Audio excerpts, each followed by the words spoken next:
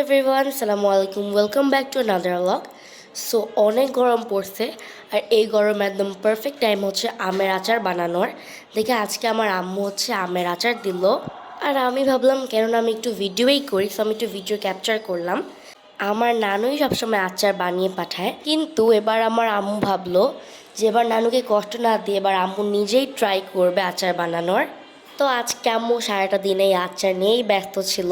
আম্মুর সব রান্নাই মজা হয়, কিন্তু আমি আম্মুর হাতে কখনো আচার ট্রাই করিনি, আর কীভাবেই করবো, কারণ এটা হচ্ছে আম্মুর ফার্স্ট টাইম আজকে আচার বানাচ্ছে আম্মু।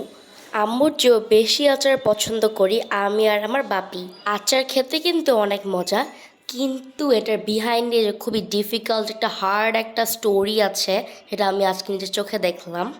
আর আমি আম্মুর ধৈর্য দেখে আমি পুরো অবাক হয়ে গিয়েছি। আম্মু কি সুন্দর করে একটা একটা আম দিচ্ছে। আমি আর এখন রেগুলার ভিডিও দিতে পারতেছি না, কারণ আমার সামনে হচ্ছে এক্সাম। সো আমার অনেক পড়তে হচ্ছে এখন, প্রেশার একটু বেশি।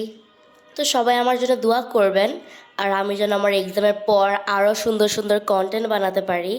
সো এদিকে হচ্ছে আম্মু স্টিল একটা একটা করে আম দিচ্ছে, আর আমি তো আম্মুর আম দেওয়া দেখে, আম্মুর এত ধৈর্য দেখে আমি পুরো সারপ্রাইজ হয়ে গেছি।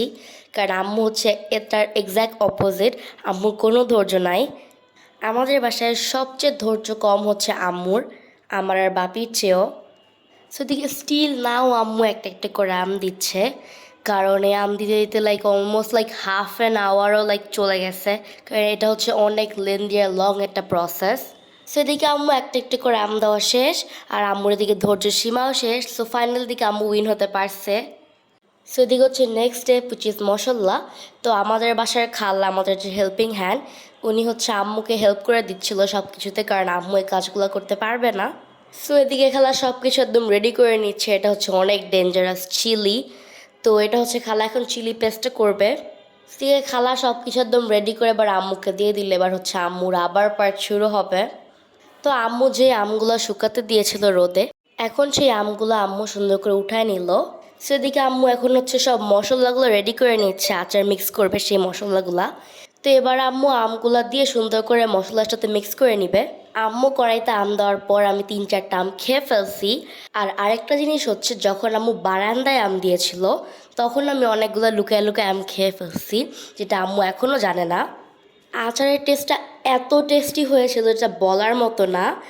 আমি তো ভাবতেই পারিনি যে আম্মু এত মজার আচার বানাতে পারবে। So thank you so much আম্মু, and love you so much. তুমি অনেক কষ্ট করে আমার জন্য আচার বানিয়েছো। সো এই আচারগুলো আম্মু হচ্ছে থালাতে দিয়ে এবার আবার রোদে দিবে। রোদে দেওয়ার সময় আমি 1-2 দিন করে 1-2টা আচার খেতে খেতে আমি অলমোস্ট একটা থালা আবার শেষ করে ফেলছি।